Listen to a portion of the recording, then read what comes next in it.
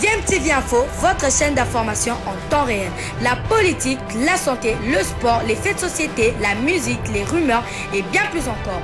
Vous découvrirez cela dans notre chaîne DMTV Info.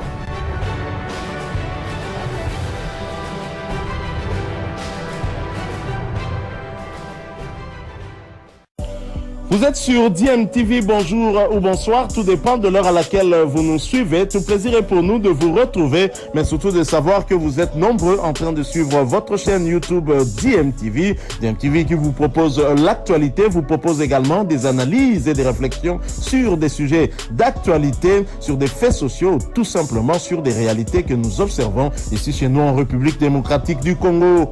Distel Zola, 5 années passées en équipe nationale, c'est énorme puisque voilà, ça fait quand même en termes de compétition, même si vous n'avez pas réussi à participer à plusieurs d'entre elles, ça fait 2 Coupes du Monde en 5 ans, ça fait pratiquement 3 Coupes d'Afrique des Nations. Donc vous avez du vécu.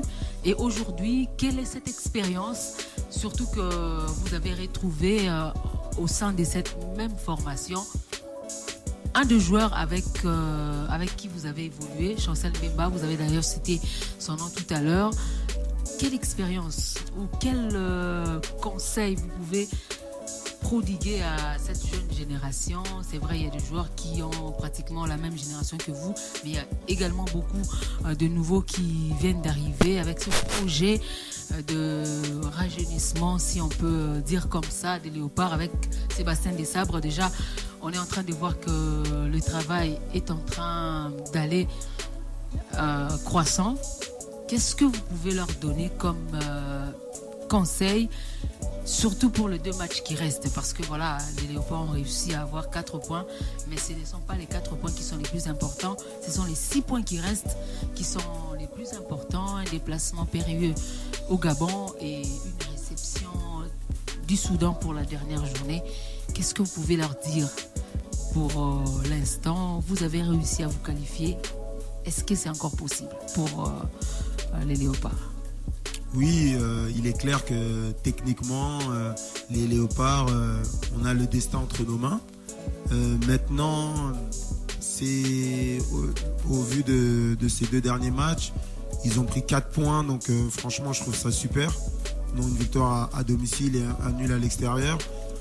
Démarrer avec un handicap de 0 points sur 6, je pense que c'est là où le bas blesse.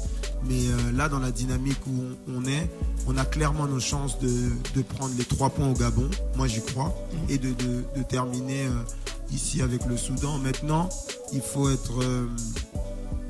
prendre en considération le contexte que le coach, il vient de prendre ses fonctions, on va dire, un match officiel. Ça prend du temps de créer un noyau. Je pense que sur ces 2 matchs, il y a beaucoup d'enseignements positifs. Et il faut s'appuyer sur ces enseignements pour les prochaines performances qui vont arriver. On ne peut pas être non plus, on peut pas tout avoir, surtout une sélection nationale, c'est pas comme un club. Donc il y a pas ce suivi qui est quotidien.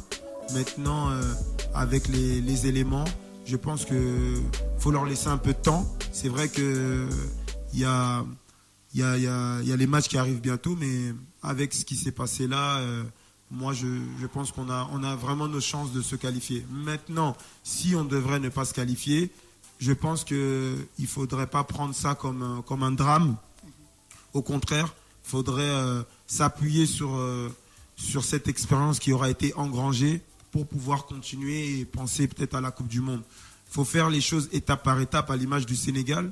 Le Sénégal, ils ont investi dans la formation, la jeunesse, et aujourd'hui, ça paye. C'est un travail de longue haleine, de 5, 6, voire 10 ans. Et ils ont eu les résultats. Maintenant, il faut que nous, on a un réel projet, une réelle vision, et ne pas, chaque non-qualification, changer tout le temps de coach. Oui, des fois, il faut changer de coach, mais changer aussi de joueur. C'est un peu compliqué pour trouver un équilibre stable pour pouvoir avoir des résultats. Et sur le plan mental, comment avez-vous jugé les Léopards sur les 2 matchs? Mon avis personnel, j'ai vu des Léopards pas assez forts sur le plan mental, surtout à Nouakchott, après cette égalisation. On a vu Cédric pratiquement sur les nerfs. Est-ce que vous pensez que j'ai tort ou j'ai raison? Et si j'ai raison, ou peut-être qu'est-ce qu'il faudrait faire pour justement retrouver ce mental d'antan, puisqu'on a vu des Léopards sortir des matchs compliqués et voilà, mais malheureusement sur les 2 matchs, surtout celui de Nouakchott, je n'ai pas retrouvé ce Léopard avec ce mental de guerrier qui est prêt à subir ou à affronter toutes sortes d'adversités ou d'hostilités. Bien sûr, moi je vais analyser ça avec plus d'expertise et clairement en 2 matchs on a marqué 4 buts, on n'en a encaissé qu'un. Moi déjà c'est un bilan très positif.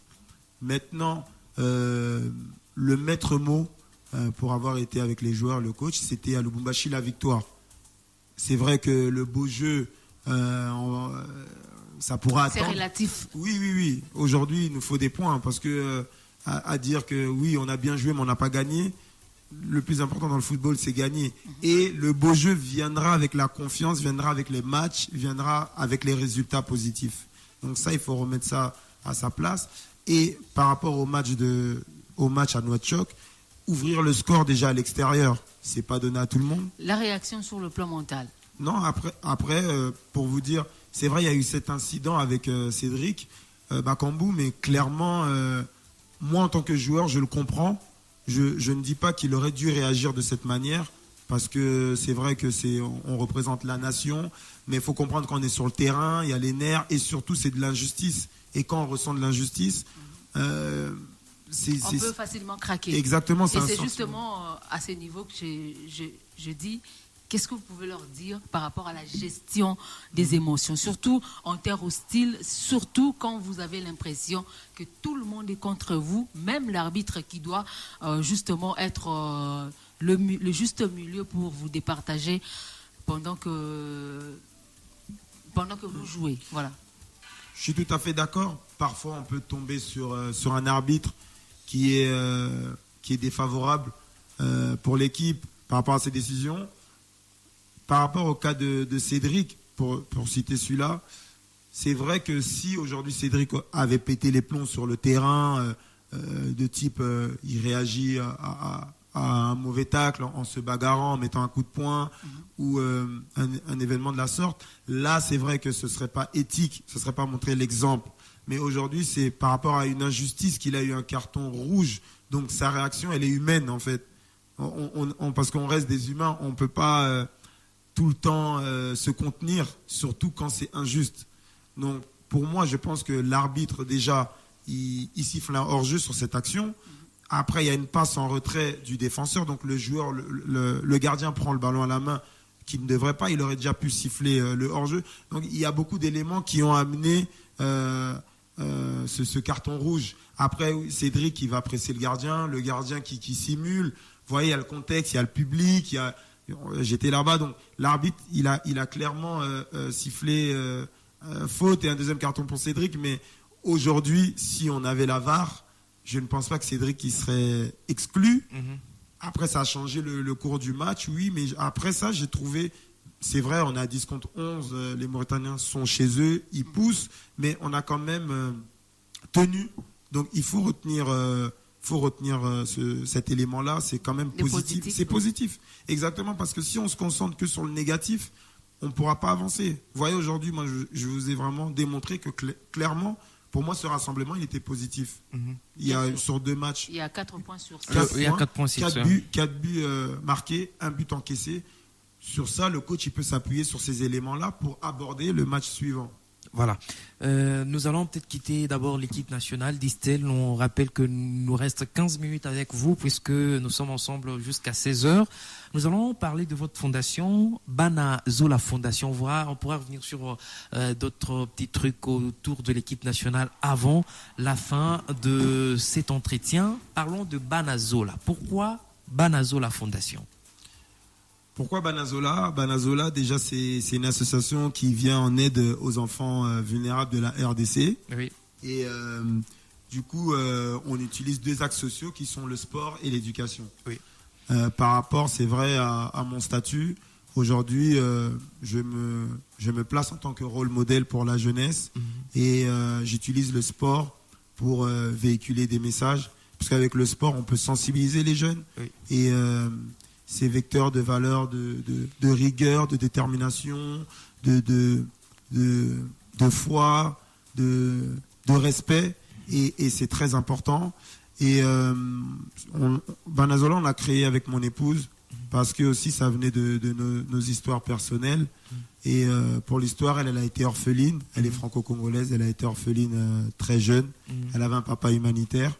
Et du coup, quand on a fusionné nos esprits, nos histoires, nos pensées, c'est là qu'on a créé un 4e enfant, comme on en a 3. Donc Banazola, c'est notre 4e bébé. Oui.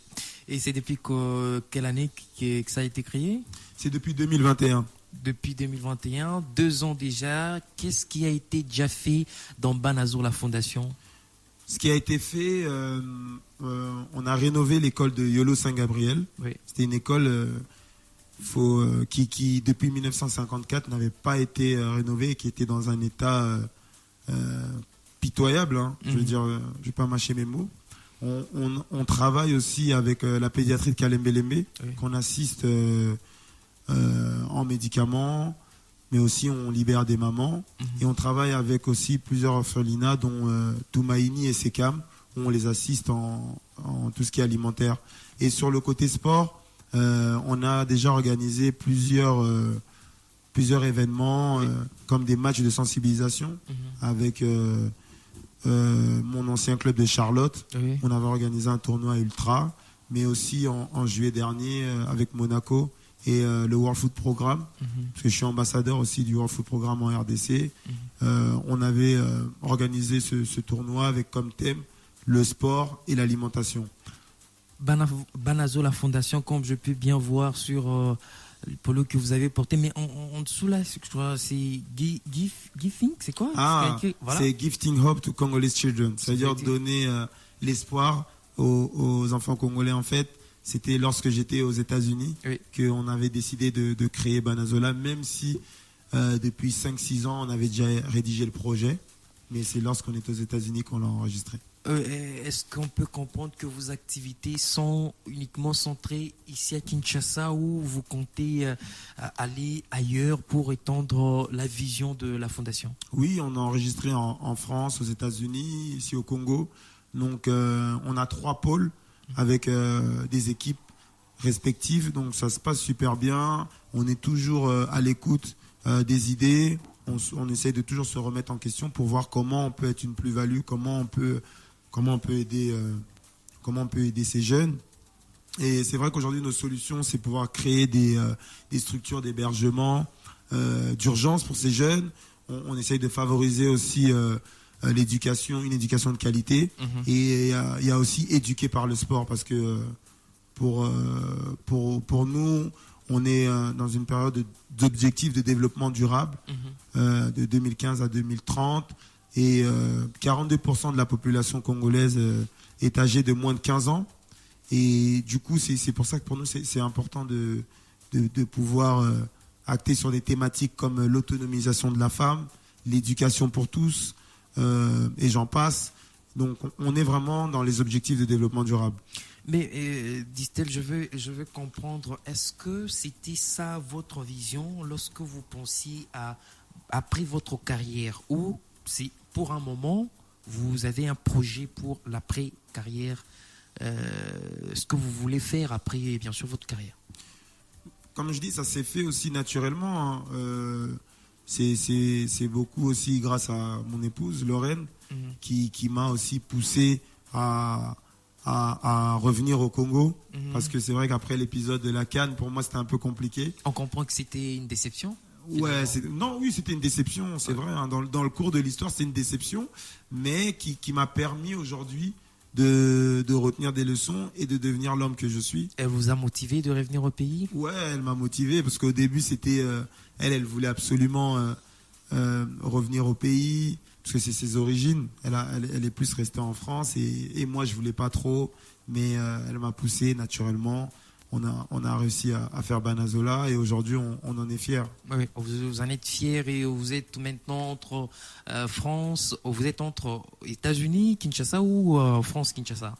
Oui, plus France, Kinshasa, mais aussi par moments États-Unis. Donc, comment se structure Banazola Fondation pour entrer un peu dedans, savoir comment est gérée cette fondation? C'est vous-même ou vous avez une équipe? Comment se structure la Non, fondation? on a une équipe. Moi, je suis le fondateur avec Lorraine.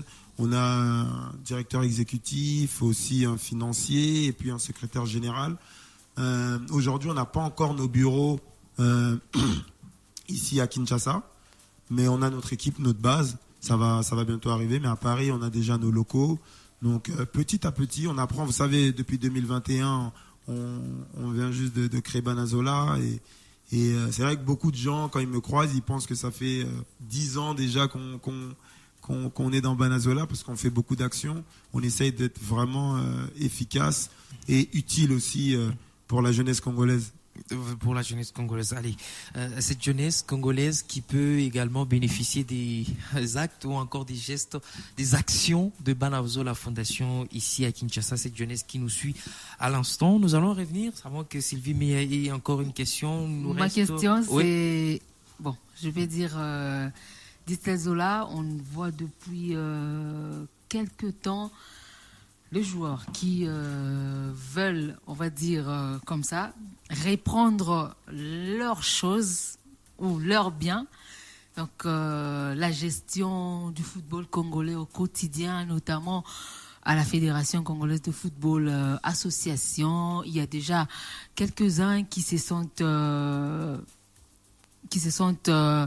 prononcés, notamment l'ancien capitaine des Léopards, Jean-Claude Moukania. On a vu un projet qui est sorti avec lui à la tête de la fédération. Il y a également d'autres joueurs. Vous avez cité, je vais citer cette amicale, Ami Congo Foot, voilà, avec Trésor Loalois ou encore d'autres anciens internationaux. Est-ce que Distel Zola est parmi ceux-là? Est-ce qu'il ne se voit pas dans le futur ou dans un futur proche ou lointain diriger cette fédération ou reprendre en main cette chose, pour le dire ainsi, ou ce bien qui vous appartient, vous avez mouillé le maillot pour le pays? Est-ce que ça vous passe par la tête un jour? Oui, ça, comme vous l'avez dit, ça nous appartient. Hier, j'ai eu la chance d'être à la remise et reprise du ministre sortant Serge Condé, que aussi on remercie en tant que les anciens Léopards pour l'opportunité qu'il nous a donnée. Voilà. Et on souhaite la bienvenue à Monsieur Kaboulot qui aujourd'hui qui est un expert du sport. Maintenant, hier, il nous l'a si bien dit qu'il allait impliquer les anciens pour pouvoir l'aider à développer le sport au Congo. Donc, pour moi, on est tous ensemble. On est tous ensemble pour un but commun. Il faut s'unir. Il faut qu'on soit ensemble et chacun apporte sa plus-value, son expertise pour amener des résultats positifs. Parce que c'est vrai que quand on parle ministre des Sports, souvent on se réfère qu'au football. Mais au Congo, il y a beaucoup de sports. Il y a le judo, le handball, le basket, le volleyball. Il y a beaucoup à développer. Et comme je dis, il y a de la place pour tout le monde. Pour en revenir à ce que vous me disiez, il y a de la place pour tout le monde dans le cabinet du sport. Maintenant, il faut ramener, c'est vrai, des projets, des idées qui rentreront dans la vision de maintenant son Excellence, Monsieur Kaboulot. Et pour la fédération, puisque voilà, vous étiez footballeur, donc c'est plus la fédération de football qui doit vous intéresser au-delà du sport en général. Est-ce que ça vous tente? Ou peut-être vous dites, nous allons prêter main forte ou nous allons accompagner un ancien joueur pour qu'il prenne la fédération? Oui, exactement. En toute humilité, moi, le plus important aujourd'hui, je suis un des plus jeunes et c'est vraiment d'apprendre de mes aînés. de pouvoir aussi leur donner mon expertise, ma vision et tout simplement les accompagner. Et après aujourd'hui dire que je vais me présenter, non, je vais pas me présenter, mais je vais accompagner mes aînés et apporter ma plus-value, ça c'est sûr. Après, on ne sait pas ce sera le futur, ce qu'aura fait du futur, mais aujourd'hui, ma position est de pouvoir donner mon expertise au sport congolais. Voilà. Il nous reste 6 minutes. On va respecter. Distel Zola va nous quitter dans 6 minutes. Nous allons peut-être vous poser quelques petites questions là, des beaux souvenirs que vous avez de l'équipe nationale et des mauvais. Le mauvais, je sais que c'est peut-être cette liste du Cameroun, mais les beaux souvenirs que vous gardez de l'équipe nationale. Les beaux souvenirs, c'est mon premier match au Stade des Martyrs. Oui. Ouais, c'était contre la Libye. J'étais sur le banc. Oui. Et à la mi-temps, Claude Leroy et le coach Santos qui m'appellent et qui me disent tu vas rentrer. Bon, à partir de là, j'étais tout seul en train de m'échauffer. Je voyais ces 90 000 personnes qui étaient là, qui me regardaient, qui disaient mais c'est qui? J'entendais à Ottawa, puis à ça. Et donc je suis rentré et j'ai fait une bonne performance. Et à la fin, on m'avait même surnommé Noir américain. Donc ouais, ça c'est des beaux souvenirs avec l'équipe nationale, ça fait partie. Vous quittez, et aussi, ouais, je le dis, le match contre la Côte d'Ivoire au stade du 20 mai. Celui des 4-3. Non, pas celui-là, le match aller où on perd. Le match aller, On perd, mais c'était pour moi un match référence, parce que j'étais en duel avec Yaya Touré. Voilà, donc, j'allais d'ailleurs poser cette question. C'est votre idole? Ouais, c'était mon idole et c'était mon grand à Monaco. Oui. Parce que lui aussi, donc moi quand je commençais à être avec les pros, lui il était déjà confirmé. Donc c'était un match, c'était un bon souvenir parce que sur le terrain, comme on était en duel... Je me rappelle de ce ballon où vous lui chippez pratiquement les ballons et voilà, il reste immobilisé pendant quelques minutes et il vous regarde en train de porter justement les ballons pour aller faire la passe à Youssouf. Pour la petite histoire, en fait, quand on était dans les couloirs, il m'avait pas reconnu avec mes locks parce qu'avant j'avais les cheveux courts. Oui. Et moi je le regardais, bon, il me calculait pas trop. Et c'est vrai qu'il y a ce premier ballon où j'interviens, où je récupère la balle et après, quand on se replace, il me fait mais mon petit, ça va, mon petit. Et je le regarde, je dis Yaya, tu te souviens pas de moi? En plein match. Et il me regarde, il me dit mais qui ça? Et je dis c'est Distel Zola, j'étais avec toi à Monaco. Il dit mon petit. Et pendant le match, c'était fort parce qu'on discutait en fait. Bon, les gens personne ne le savait, mais on discutait. Et à un moment donné, moi aussi, je le voyais, je disais waouh. Mais en fait, je comprends ce que tu fais sur les terrains de première ligue quand tu prends la balle et tu domines parce que en fait, j'ai vraiment vu ce match-là. Toute sa grandeur et c'était beau parce que moi aussi j'ai répondu à ce duel, donc c'était vraiment le léopard a répondu à l'éléphant quoi, et c'était un de mes meilleurs souvenirs en tant que joueur même parce que j'ai pu avoir ce privilège. On sent que vous n'étiez pas complexé. Non, malgré le nom de Yaya Touré, vous étiez plutôt motivé de faire un grand match. Exactement, parce que même ça a été le même Philippe quand on a joué contre le Cameroun, contre Alex Song, parce que Song aussi je le connaissais bien avant. Donc c'est des beaux moments en tant que footballeur, parce que jouer contre Yaya Touré, en plus devant ton peuple, il y avait qu'à profiter de l'occasion quoi. Je pouvais pas être inhibé par rapport à ça et non, c'était vraiment un de mes meilleurs souvenirs. Comment ça se passe lorsque vous prenez la décision de venir jouer pour la sélection et vous devez venir jouer à Kinshasa? Est-ce que vous aviez une idée de comment ça se passe au Stade des Martyrs? Comment ça se passe lorsque vous arrivez au Stade des Martyrs? Cette ambiance, c'était différente de ce que vous vivez en Europe? Ouais, non, c'était totalement différent. Et je me souviens de mon premier entraînement, j'étais en train de faire mes lacets. Je m'accroupis et il y a quelqu'un qui me tape à l'épaule.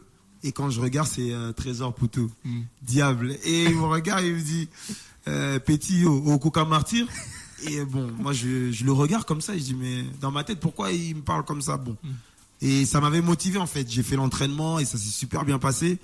Et de là, après l'entraînement, il est venu m'attraper l'épaule et il m'a dit, Zola, c'est bon, hein, Namoni vraiment Kitoko. Et avec Mbokani, il parlait, Li a vraiment Petit Nayo Kitoko, tout ça. Donc c'est là où j'étais adopté.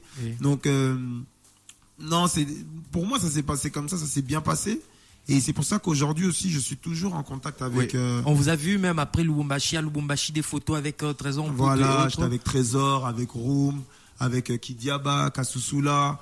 tu vois, c'est vraiment des bons souvenirs. Et j'ai eu la chance aussi là d'être avec Santos, qui était mon coach, coach Santos, mais d'être avec lui en Mauritanie, de pouvoir discuter, prendre le temps, apprendre, comprendre tout ce qui se passe dans le foot congolais. Il m'a raconté beaucoup d'anecdotes de comment il a commencé, pourquoi on l'a surnommé Santos. Donc pour moi c'est important d'être intergénérationnel parce que l'histoire il faut la raconter et il faut que l'histoire elle persiste, et c'est par rapport à nous de pouvoir passer le flambeau aussi à nos jeunes frères, de leur expliquer comment ça s'est passé, de respecter les anciens qui ont évolué pour la sélection, et ça rentre aussi dans cette dynamique d'association d'anciens léopards qui de plus en plus s'impliquent, soit avec le ministre ou la FECOFA, pour apporter leur expertise. Distel Zola, n'allons pas vous garder pendant longtemps. Peut-être une dernière question, mauvais souvenir, s'il faut enlever peut-être celui du Cameroun, des moments que vous n'avez pas aimés dans la sélection. Je pense la non-qualification pour la Coupe du Monde. Ça s'est joué ici contre la Libye. Oui. Le penalty manqué d'Alain Carré.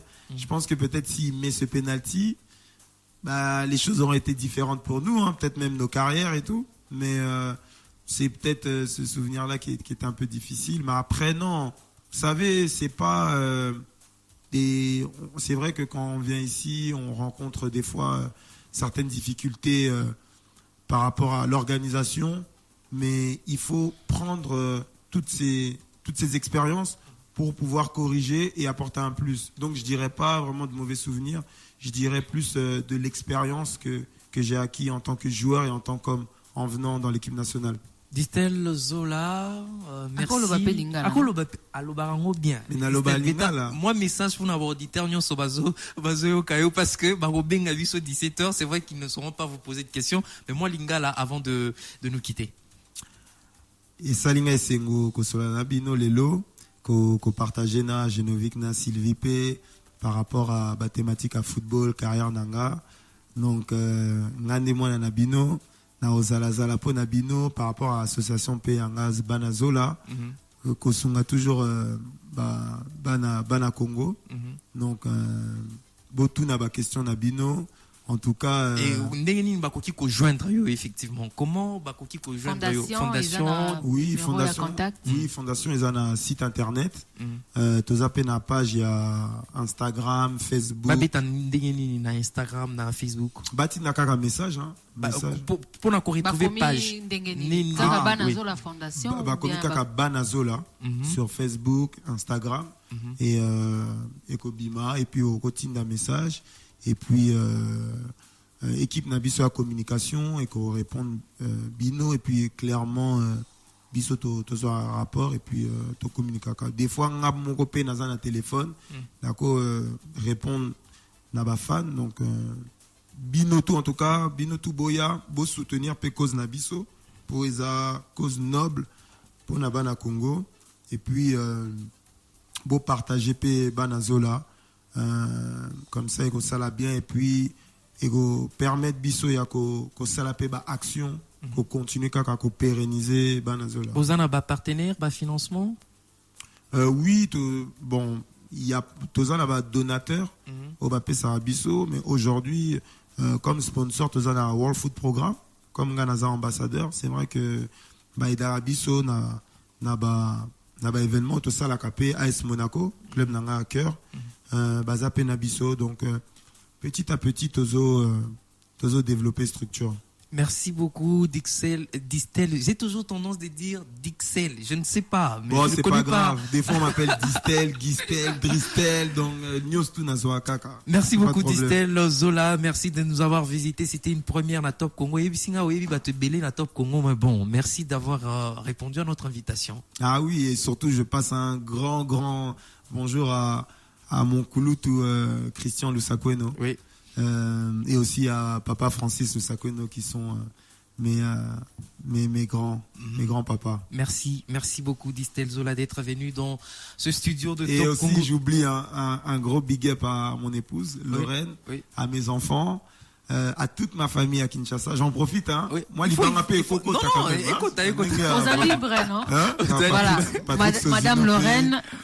Patrick Voilà. Sozino qui est avec nous. Voilà, il y a Toko, il y a toute notre équipe Banazola, Junior Moutoumene, toutes les personnes qui m'accompagnent ici à Kinshasa. Donc, je vous fais à tous des bisous. Merci beaucoup. Et moi, je dois vraiment signaler que je l'ai eu ce matin à 9h. Il n'a pas hésité de venir répondre à cette invitation. Merci et nous vous souhaitons déjà un bon retour en France. C'est déjà pour cette semaine. C'est mardi. Avec l'espoir de vous revoir dans les prochains jours pour encore de parler sport, parler football, parler Banazola Fondation. Ah, ben bien sûr, maintenant qu'on est en contact, Oui. clairement, par rapport à mes venues au Congo, Oui. j'hésiterai pas à venir ici à Top Congo pour vous dévoiler des petites exclusivités, Oui. des scoops. Et surtout l'exclusivité, vous nous avez promis de nous annoncer voilà. la fin de votre carrière sur Voilà. Top Congo FM. D'accord, donc Merci. on est là encore. Merci On est beaucoup, là. Voilà. Distel Merci beaucoup, Zola. Distel Zola. De rien, merci à vous. Gentillesse légendaire, hein, voilà. Légendaire. Ah, Il vraiment, n'a pas c'est changé. plaisir. Donc, Ça ligne bien. continuez à aboyer, c'est très bien. Non, le plus important, c'est les valeurs. Hein. Les valeurs qu'on véhicule. Toi, Sylvie, ça fait depuis que j'ai commencé l'équipe nationale. J'ai Voilà. même une photo sur Facebook. Je te la montrerai. J'étais Voilà. là déjà à l'époque. Donc aujourd'hui, on est là. C'est les valeurs. Parce que Voilà. aujourd'hui, tu peux m'aider. Moi, je peux t'aider. Tu vois, je pensais pas peut-être 7-8 ans après être devant toi sur ce plateau. Mais je suis là. Tu m'accueilles. Tu m'accueilles avec Jean-Vic. Donc c'est naturellement que je te rends la monnaie de la pièce. Merci. Voilà. Merci Merci beaucoup, beaucoup. Distel. Merci à Sozino. Merci à John Condé qui reste avec nous. Dans quelques minutes, nous allons prendre la direction de Paris pour avoir Bob Richard. Bilile le kamalo bana ebele.